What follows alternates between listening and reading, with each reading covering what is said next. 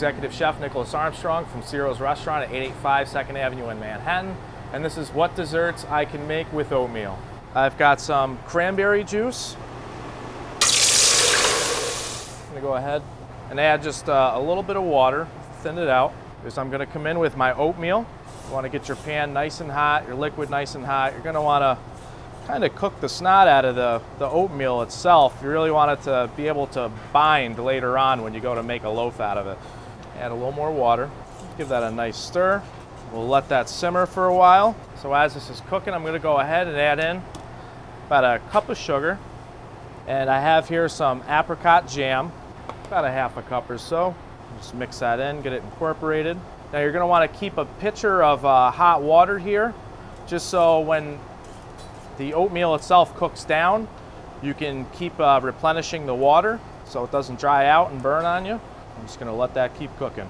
Now that you can see the oatmeal is really starting to get a cook on it, I'm gonna go ahead and fold in some of the elements here.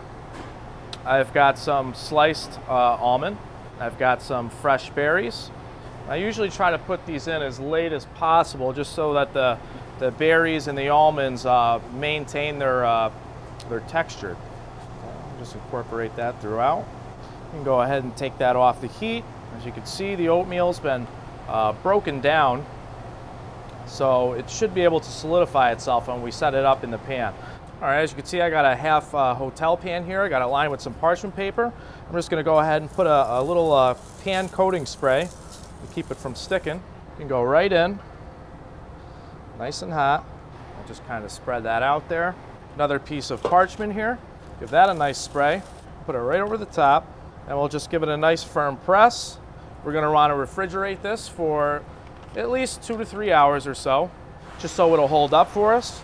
Okay, so what I have here is your finished product. It's set up, it's nice and firm. I'm gonna go ahead and pull this out, put it on the board. We'll make some cuts. I like to do nice cubes. Just trim the edges here. Save that for later to eat. Save this piece for our plate.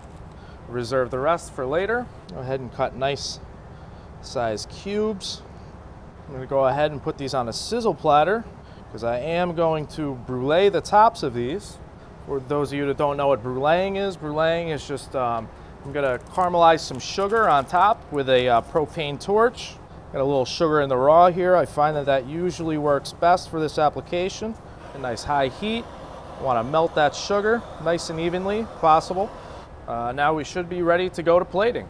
This is a cactus pear gelée sitting on the bottom here. It's a really, really exotic looking dish. First thing I'm going to do is I'm just going to plate the oatmeal. Kind of like to span it out in a mosaic style, if you will. And next thing I have some tapioca multidextrin with some peanut butter and pretzel. I'm going to go ahead and put a little on each. And you know, this is actually a rendition from a restaurant where I got my start called the Country Corner Cafe in upstate New York, Saratoga Springs. They actually fry theirs, which is another option. I got a little bit of whipped cream here. Just a little whipped cream right on top. And to finish the dish off, I'm going to go ahead. I have a Granny Smith apple here. Just going to give it a slice, give it a little freshness. Place it around the dish, just kind of wherever. And the plate is ready to be eaten.